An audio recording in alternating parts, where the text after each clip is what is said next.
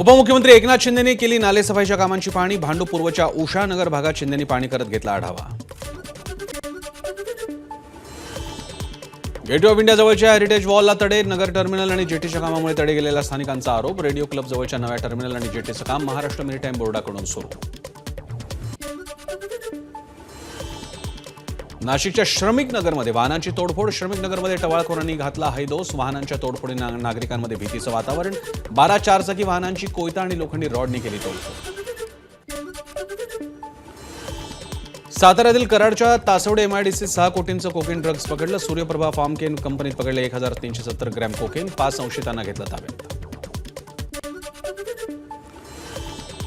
भंडाऱ्याच्या लाखांदूरमध्ये वाळूची अवैध वाहतूक। ट्रॅक्टरमधून वाळूच्या वाहतुकीचा व्हिडिओ व्हायरल। त्यामुळे सरकारनं जाहीर केलेल्या वाळू धोरणावर प्रश्नचिन्ह।